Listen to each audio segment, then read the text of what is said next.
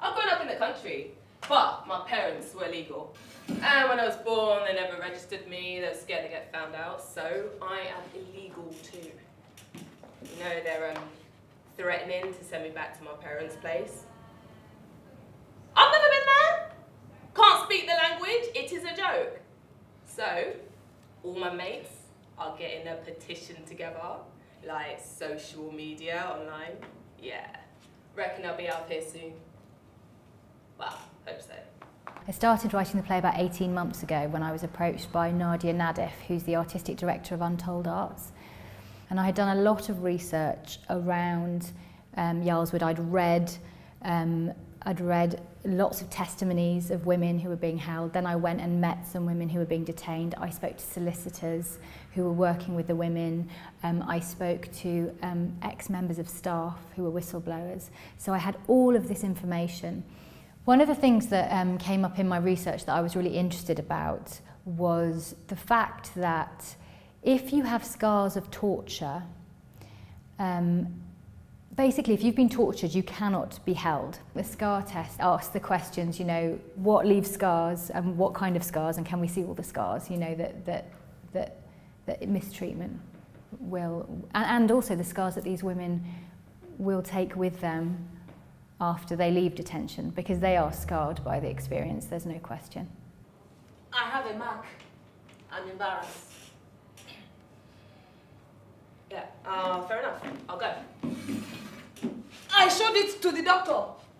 He said nothing. No, see, they're not allowed to. If they say it's from something bad happening to you, well, that's good for your case, isn't it? Yeah, they ignore stuff like that, like evidence. You have to get a special doctor to document it, like say how it happened, and they cost money. How much? Too much for 71p a day ever to cover, so forget about it. If people were to be sort of left to live in the community but to report in and to go through the process while living in the community, it would be much cheaper for the state. So it's costing 5 times more for people to be incarcerated in places like Yarlswood than for them to live in the community. And there's only one group of people benefiting from that, and it's the people who are putting that money in their pockets. It's the big contractors who run these places. I can't believe it's dragging on and on. It's been months. I know. It's so tough, all the doors, the locks, I know. and I've done nothing wrong. I know. Do you know it costs £91 a day to keep me here? Yeah, did you know that? I mean, think of all the things that you could do with 91 quid. I mean, a nice fucking hotel would be that, wouldn't it? I mean, I'm not talking the Ritz or nothing, but still. Come on, you were getting upset. Let's talk about something more cheery. I've brought some leaflets in about the befrienders. Could you hand a few out for me? Yeah, if you like. To the newbies. Yeah. Okay, there's one. It's a quiet one. Dread to think what happened to her. It's okay. You don't need to worry about me. I have got a plan. Something you figured out with your legal guy. God, no. Oh, God, I got a shit one. Oh, he's a right idiot. He just shuffles papers about, doesn't have a clue, man gets my name wrong, and always looks shocked that I speak English, man. Dick. I'm sure he's doing his best. No, I'm not. Nah. My plan is to take matters into my own hands. Each detention centre seems to have blossomed a group of wonderful people who are called the Befrienders. So Yarlswood has a group called the Yarlswood Befrienders, and it's volunteers who go in and meet women once a week and just talk to them. They're not allowed to talk to them about legal things, and Befrienders appear in the play because they were kind of my way in. So they introduced me to women who were being held, and the ones who were prepared to meet me and say hello, I went in and sat with them and talked to them and found out about their experiences there. That's the food in here. Doesn't agree with you. I know! At home, we used to have a vegetable patch. In every single meal, I cook vegetables. Spinach, carrots, courgettes. How would you cook them? Different ways. Sometimes tomatoes and spices and rice. Sometimes in a stew. I love stew. Sauce, a rich sauce. Not like the gravy in here. That's grease, no. I'm talking about a sauce so rich in flavor it hits you in different. No! I miss proper sauce. I can't go back there! Oh, don't make this difficult for me. What food do you miss? I miss flavor, spice, curry. What passes for a curry here is laughable. No taste. I can't understand you. Would you have it with me? Vegetables. Oh yeah, because of your problem.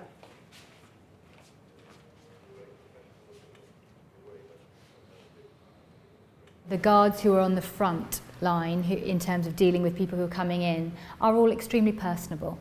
Of course they are.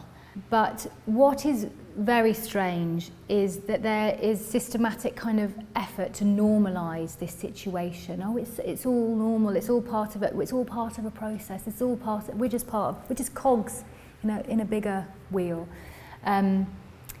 And this sort of normalisation against what I hear from the women happens to them. And just being in an environment where you don't know if suddenly someone's going to come and take you. And if they do, if you resist, violence will be perpetrated upon you. And in fact, former detainees came to see the show and they said to me that I hadn't put enough violence in it. It's a fairly solid building, this, isn't it? What? Well, like, secure, obviously. How many doors do you have to go through to come into me? 3. Right, and are they code locks or keys? Well, and then how many guards at each? Stop it. No whispering. Sorry. No, basically, I've given up on the legal aspect. Social media campaigns are flop. No one wants to know there are women being detained here. Well, they think that because it's a hairdresser and a cinema, that it's a fucking holiday camp. It is not. Now, women are going mad in here. And we are not criminals. We have done nothing wrong. We don't know if and when we will get out, whether we can stay or be forced to go. Inhumane. I mean, even the ducks in the pond in the garden have fucking flown away.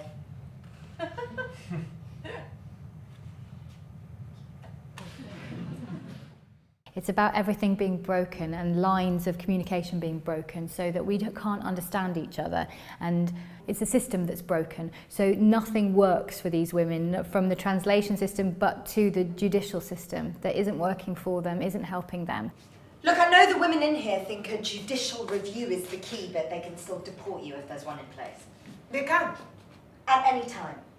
How will I know when they're coming? You won't. Well, they'll issue you with removal orders. A ticket. If you like, and then they can send you to the airport within hours or days. I can't go back. I want to help. I need to understand whether you have a strong case. Have you had a solicitor before?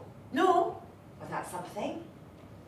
You should know that having a solicitor is no bar to removal, but let's see what we can do.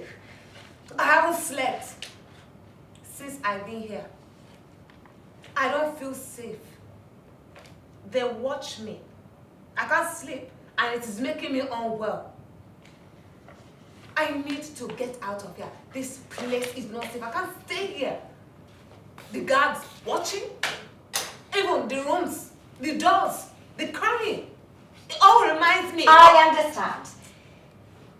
I think it's a lottery for the women in terms of which solicitors they get, because I'm sure many of them are very jaded by their experience and so frustrated with a system whereby, it feels like when orders are given for someone to be deported, it's often done on a Friday. So the solicitor then goes home for the weekend, doesn't know this, comes home on a Monday to review a case and, oh, his client has already been deported and he didn't know anything about it.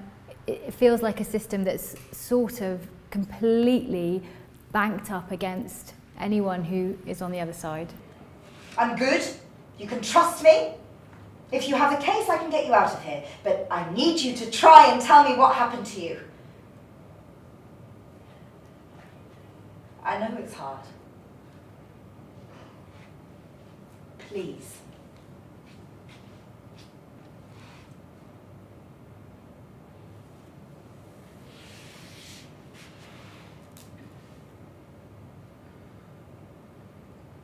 It was late at night. I heard footsteps coming up the stairs. And then Some people seem frustrated that the play doesn't go into more detail about what happened to these women before they arrived here. And that is a very conscious decision on my part. When I met women who were being detained, I didn't feel I had the right to question them about what they had experienced. The point is that they are in this place, and what has happened to them before, it doesn't make it worse that they're there if they've had a worse experience before they've arrived. It's not about that, and it's not about us being voyeuristic and going, ooh, that happened to them, or isn't it terrible that that stuff happens there? No, we're not talking about how terrible it is what happens to them in this place, that place. What we're talking about is what happens to them here. I will tell you this. I came here to be safe. Ran here for protection. But I am still scared. I don't feel safe. I am always watched by men. I can't eat, sleep. They check us all the time. Without warning, walk into our rooms, go through our things. We have no decency. Women cry, are dragged out, screaming. Where do they go? What happens to them? The rest of us are locked inside, terrified. In limbo. In prison. The reason the play has no redemption at the end is because I do not want an audience walking out going, oh, that was horrible, but it was nice at the end, so I feel okay. I want an audience leaving. It's a call to action to say, you know, this is happening, do something. Whether it's write to your MP, whether it's go to Yarlswood to a protest, whether it's go and become a befriender and visit people, or just talk to people about it and raise awareness about it. And there are these things happening and we're ignoring them. And so I think, and it, you know, it's happening all over Europe. We are in prison, but we have done nothing wrong. I haven't hurt anyone, killed, rape, murder. I just ran away. I came here to be safe, but I am locked up.